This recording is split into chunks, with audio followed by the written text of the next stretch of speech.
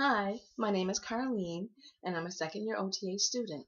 Today's case study is with Mr. B in vascular dementia.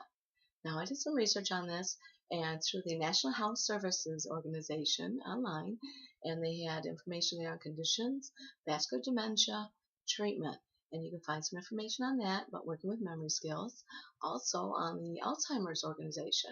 They have information there with 101 different treatments that you can do to work with patients with Alzheimer's and dementia.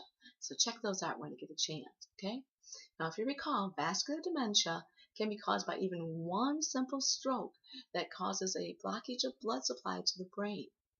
And what we are here to do is to stimulate the cognition, that to help the patients take part in activities and exercises that are designed to increase your memory, help with problem-solving skills, and even language ability.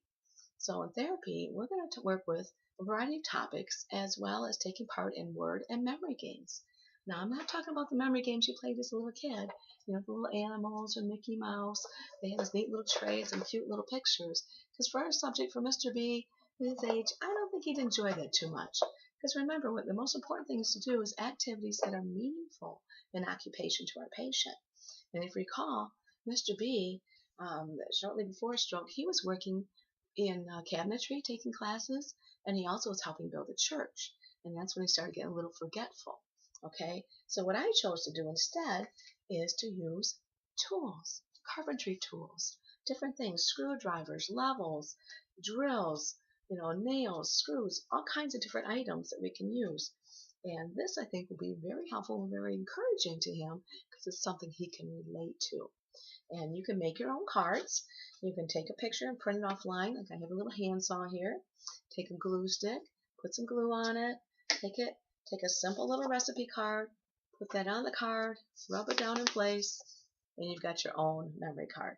Okay, they're all the same size, equal to work with, very easy to work with, and that's what we're going to work on. Now, one thing you want to think about is that he can, by making these himself, it's really great. But if you want to think about later on for his cognition, if you take the card now and have him identify the tool, he can say, this is a tape measure. He can write the word above the item, and that will then show him for later on as his cognition changes that I can relate the word to the picture, and that's going to help him relate all the information later on. So that's the way of grading up and working with it as you go, because it'll make him remember things. He might still have a really good conversation also with you as he's going through it, with some memories that he may have. So we're going to start out, and most people would start with probably maybe 20, 16 cards. Give it a try. But we're not sure how well he's going to do. So we're going to grade down a little to start with because we want him to see very well.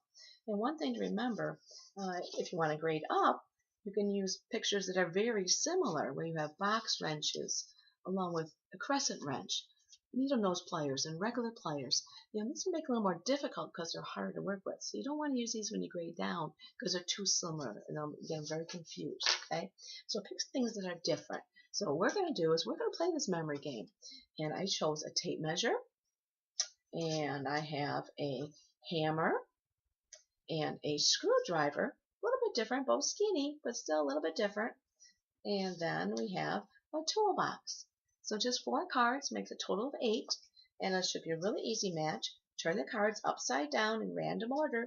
You don't know what column they're going to be in, first row or second row, from 4 rows back, and then you start playing the game. You choose one card, then you pick it, say, oh, I found the toolbox, and pick any other card, and then see if you, oh, well, chance of that happening on first try are pretty unusual, but you never know. So yay, Mr. B got his first match. Keep those upright, you saw them, and let's try another one, okay? So now we have a screwdriver, all right, and then I found the hammer. So they don't match. Put them back in the original positions. Remember which was which. Screwdriver up front, hammer was second from the back, and let's try it again. And I found the screwdriver.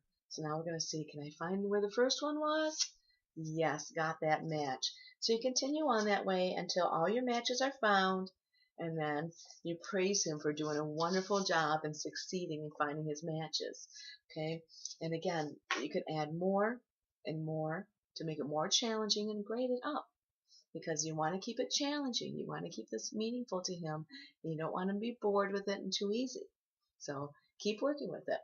Another thing you want to do is that when you're working with him, this may instill a good rapport. He can give you some good stories of the times they had building the church, and that's always very helpful. So the most important thing is to have fun playing your memory game. Help him to relate to it and help him succeed. And don't let him get discouraged. Just keep trying again. So have fun with your game. Thank you.